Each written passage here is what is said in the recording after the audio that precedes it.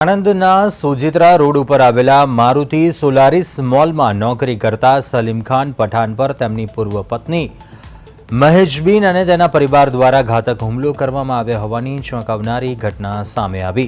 છૂટાછેડાના પૈસાની માંગણી બાબતે થયેલા વિવાદમાં પૂર્વ પત્ની તથા તેના પિતા અને ભાઈએ સ્ટોરમાં ઘૂસી સલીમ ખાનને ઢસડીને બહાર કાઢ્યા હતા અને બેલ્ટ હેલ્મેટ વડે બેફામ માર માર્યો હતો। આ હુમલામાં ગંભીર રીતે ઘાયલ થયેલા સલીમ ખાનને સારવાર માટે પહેલા જનરલ હોસ્પિટલ અને બાદમાં ખાનગી હોસ્પિટલમાં ખસેડવામાં આવ્યા છે।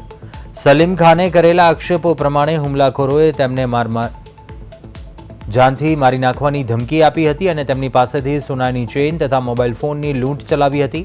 આ સમગ્ર ઘટના મોલમાં લગાવાયેલા સીસીટીવી કેમેરામાં કેદ થઈ છે, જેને આધારે સલીમ ખાને આણંદ ટાઉન પોલીસ મથકમાં લેખિત ફરિયાદ આપી કાયદેસરની કાર્યવાહીની માંગણી કરી છે અને પોલીસ દ્વારા આ મામલે વધુ તપાસ હાથ ધરવામાં આવી રહી છે।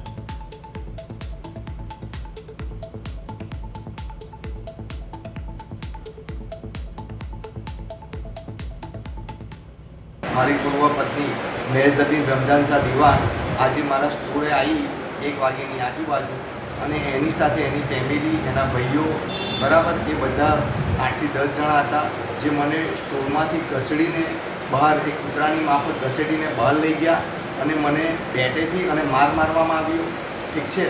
પ્લસ એમણે મારી મોબાઈલ પણ લૂંટી લીધો છે અને મારી સોનાની ચેન પણ લૂંટી લીધી છે, બરાબર। સાહેબ, મને ન્યાય મળવો જોઈએ। એમની ફેમિલી એવું કહે છે કે હવે તું અહીં સોલારિસમાં નોકરી આવીશ તો અમે તને જાનથી મારી નાખીની ધમકી આપી છે મને।